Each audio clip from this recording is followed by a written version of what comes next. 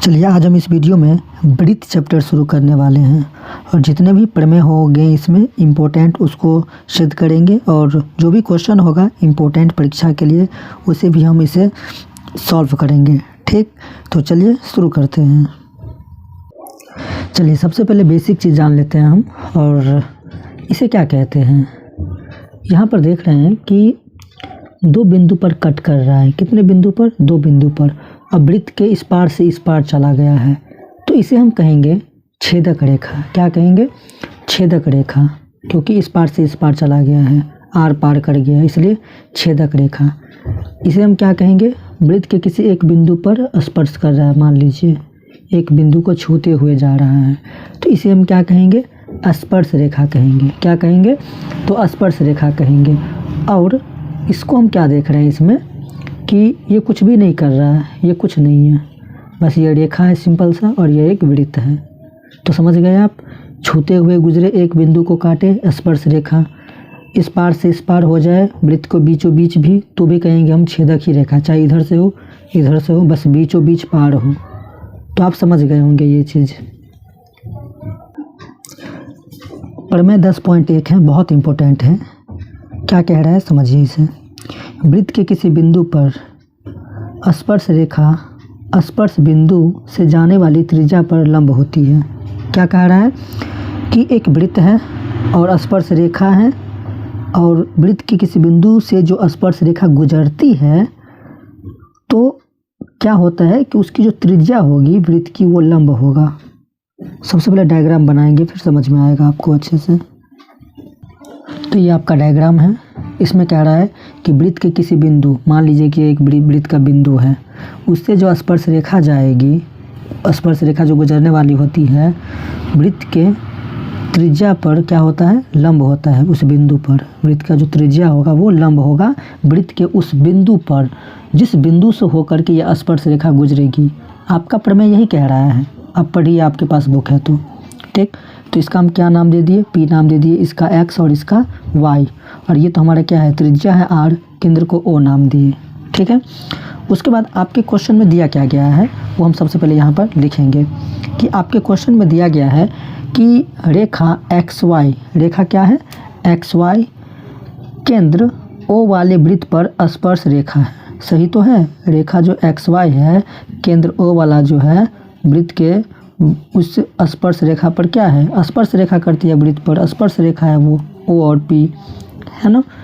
उसके बाद हमें सिद्ध क्या करना है? हमें सिद्ध यही करना है कि ओ पी लंब है एक्स वाई पर। ये जो त्रिज्या है वो लंब है, ये वृत्त का जो त्रिज्या है वो लंब है किस पर? एक्स वाई स्पर्श रेखा पर। ठीक, ये हमें सिद्ध करना है। हम यहाँ पर सबसे पहले कुछ रचना करेंगे। क्या करेंगे? रचना करेंगे। रचना करने के लिए हमें क्या करना होगा? सबसे पहले कि ये ओ जो है वहाँ से एक रेखा खींचेंगे हम और यहाँ तक लेकर आएंगे, और इसका नाम रख देंगे हम क्या? तो क्यू रख देंगे, और इसका नाम ए रख देते हैं।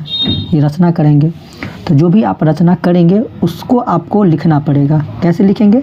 ध्यान से देखिए। यहाँ पर हम क्या किए? यहाँ पर ध्यान से देखिए कि रेखा एक्स वाई पर P के अतिरिक्त, रेखा एक्स वाई पर P के अलावे, अतिरिक्त मतलब P के अलावे एक्स्ट्रा में हम क्या किए?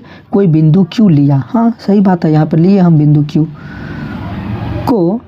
Q लिया। ठीक, तथा Q को O से मिला दिए। यही तो किए थे, मिला तो दिए। सही बात है, कोई गलत नहीं है। जो किए वो लिखे रचना में। रचना क्या होता है? वही होता है ना, आप जो किए वही लिखिए रचना में। ठीक, हम यहाँ पर क्या देख रहे हैं? एक चीज़ ध्यान से देखिए आप यहाँ पर कि यहाँ पर हम एक चीज़ नोटिस कर रहे हैं कि एक्स वाई एक स्पर्श रेखा है। सही बात है, ये एक्स वाई क्या है? स्पर्श रेखा है एक्स वाई। ठीक है, एक्स वाई स्पर्श रेखा है, अतः केवल एक बिंदु P पर वृत्त को स्पर्श कर रही है। सही बात है, केवल एक बिंदु P पर ही जो है वो स्पर्श कर रही है। ठीक है, वृत्त को स्पर्श कर रही है। P के अतिरिक्त सभी बिंदु वृत्त से बाहर हैं। देखिए यहाँ पर P के अतिरिक्त जितने भी हैं बिंदु वो सब क्या है? वृत्त के बाहर है। यहाँ पर देखिए, इसको छोड़ करके ये बिंदु भी क्या है? वृत्त से बाहर है। X ये भी वृत्त से बाहर ही है, ये भी वृत्त से बाहर है, केवल P को छोड़ करके, क्योंकि P तो बिंदु वृत्त का ही बिंदु है। ठीक है, बाहर स्थित है। और हम एक चीज़ देख रहे हैं यहाँ पर कि ये जो ओ क्यू है, ओ और क्यू जो है वो ये जो त्रिज्या है ओ पी उससे क्या है, बड़ा है ना। ये जो अगर बार वैसे तो सभी ये भी बड़ा है, ये भी बड़ा होगा, ये भी बड़ा होगा, लेकिन स्पेशली देखा जाए तो जो हम रचना किए हैं ओ क्यू जो है वो बड़ा है किससे, तो ओ पी से, त्रिज्या से। तो यही बात हम यहाँ पर लिखेंगे कि अतः ओ क्यू जो है वो ग्रेटर देन किससे है, ओ पी से बड़ा है, ओ क्यू ओ पी से बड़ा है, मतलब त्रिज्या से बड़ा है। ठीक, फिर हम यहाँ पर लिखेंगे कि अतः बिंदु P की बिंदु O से दूरी, P की O की दूरी जो है वो रेखा XY के किसी अन्य बिंदु की बिंदु O से दूरी से कम है। सही बात है। यहाँ पर समझिए एक चीज़ यहाँ पर कि यहाँ पर कह रहा है, यही बात है कि OP जो बिंदु है, बाकी जो बिंदु है जैसे कि XY जो है उससे क्या है, ये कम ही है। सही तो है, OP की जो दूरी है वो इस और इससे क्या है, कम ही तो है, मतलब सबसे कम है, ऐसा कहिए ना। यही बात यहाँ पर हम लिखे हैं। तुम लिखेंगे कि OP अतः OP XY की केंद्र O से न्यूनतम दूरी है। वही बात जो अभी हम बोले हैं वो कि OP जो है वो जो त्रिज्या था OP वो XY की केंद्र O से न्यूनतम दूरी है। वो जो XY स्पर्श रेखा था उससे न्यूनतम दूरी है, मतलब छोटी दूरी है। अतः OP जो है वो लंब हो जाएगा किसके, XY के। सिंपल सा था और यही हमें दिखाना था कि OP जो है वो लंब है किस पर, तो XY स्पर्श रेखा पर। तो इसमें लिखने वाला थोड़ा ज़्यादा था, तो आप इसकी भी प्रैक्टिस कीजिएगा। एक बार में आपको जो है वो समझ में नहीं भी आ सकता है, इसलिए आप दोबारा भी देख सकते हैं, इस वीडियो को रिपीट करके भी आप देख सकते हैं। और लिखने वाला है तो थोड़ा सा आप इसको लिख करके 2 बार 3 बार प्रैक्टिस कीजिएगा, एग्ज़ाम के लिए यह बहुत ही इम्पोर्टेंट है। ठीक है, उम्मीद करते हैं कि आप समझ गए होंगे। चलिए नेक्स्ट क्वेश्चन देखते हैं कि क्या है। देखिए मैं डायरेक्ट 3 नंबर क्वेश्चन बता रहा हूँ जो कि बहुत इंपॉर्टेंट है यह क्वेश्चन भी। ठीक है, कह रहा है कि 10.1 में जो चैप्टर है हमारा उसमें तीसरा क्वेश्चन है, 5 सेंटीमीटर त्रिज्या वाले एक वृत्त के बाह्य बिंदु P। ठीक, तो एक हमारे पास क्या है, एक 5 सेंटीमीटर का हम एक वृत्त बना लेते हैं अनुमान से। ये हमारा क्या है, तो 5 सेंटीमीटर का एक हमारे पास वृत्त है।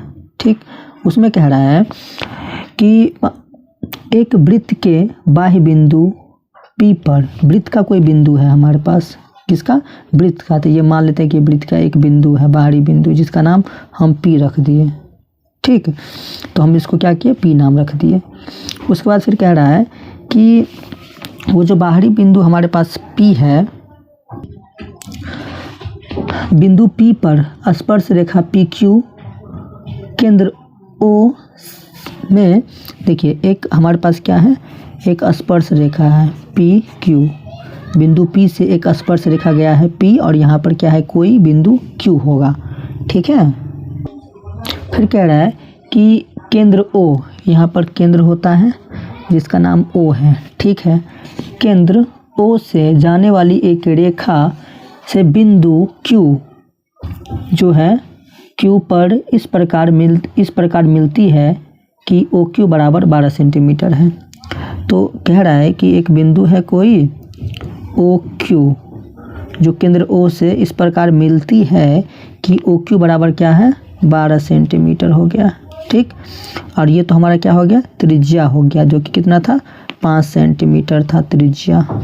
ठीक है, आप समझ गए ना क्वेश्चन किस तरह से हम डायग्राम बनाए। सो सिंपल सा है, एक वृत्त दे दिया है, एक 5 सेंटीमीटर का एक वृत्त था, केंद्र O दिया हुआ है आपके बुक में, और कह रहा है वृत्त के एक बिंदु P से PQ एक स्पर्श रेखा है। तो खींच दिया स्पर्श रेखा, यहाँ पर Q नाम दे दिए, बुक में ही लिखा है क्वेश्चन में कि OQ बराबर 5 सेंटीमीटर है। केंद्र O से Q बिंदु पर इस प्रकार रेखा है कि 12 सेंटीमीटर है, ये 5 सेंटीमीटर है। हमें क्या निकालना है, हमें पता है कि ये हमारा क्या है, ये 90 डिग्री है, ये लंब है। अभी सिद्ध किया ना, ये लंब है, ये 90 डिग्री हो गया। इसके सामने का भुजा कर्ण, ये लंब, ये आधार। हमें निकालना क्या है, आधार निकालना है, मतलब PQ निकालना है। ठीक, अब जब यहाँ पर समकोण त्रिभुज बन रहा है तो पाइथागोरस प्रमेय का तो आना बनता ही है। जानते हैं हमें आधार निकालना है ना, तो हम जानते हैं कि आधार स्क्वायर प्लस लंब स्क्वायर बराबर क्या होता है, कर्ण स्क्वायर होता है। यही से हम निकाल सकते हैं आधार, या तो आधार का एक अलग सा फॉर्मूला भी आता है, उससे भी निकाल सकते हैं कि आधार स्क्वायर बराबर होता है कर्ण स्क्वायर माइनस में क्या होता है, लंब स्क्वायर, उससे भी आप निकाल सकते हैं। ठीक, अब यहाँ पर देखिए आधार क्या है हमारे पास, पी क्यू है, पी और क्यू उसका स्क्वायर प्लस में लंब क्या है हमारे पास, लंब ओ पी, ओ और पी उसका स्क्वायर बराबर कर्ण क्या है आपके पास, तो ओ क्यू है उसका स्क्वायर हो जाएगा। ठीक, यहाँ पर देखिए एक चीज़ आप शांति से कि हम देख रहे हैं यहाँ पर कि ओ पी तो हमें पी क्यू तो हमें निकालना है, तो उसको हम कुछ नहीं करेंगे, पी क्यू को कुछ नहीं करेंगे, ये निकालना है हमें प्लस में ये ओ पी क्या है आपके पास, ओ पी 5 है ना, 5 सेंटीमीटर है, तो 5 का स्क्वायर कर देंगे, स्क्वायर लगा है। और ये ओ पी क्या है, 12 है, स्क्वायर है तो स्क्वायर लगा देंगे। सिंपल सा चीज़ था यहाँ पर। चलिए ठीक है, एक चीज़ यहाँ पर और देखेंगे हम कि ओ पी तो हमें निकालना है, पी क्यू हमें निकालना है, तो उसको हम कुछ नहीं करेंगे, प्लस में 5 का स्क्वायर कितना हो जाएगा, तो 25 हो जाएगा, और बराबर में 12 का स्क्वायर कितना हो जाएगा, तो 144 हो जाएगा।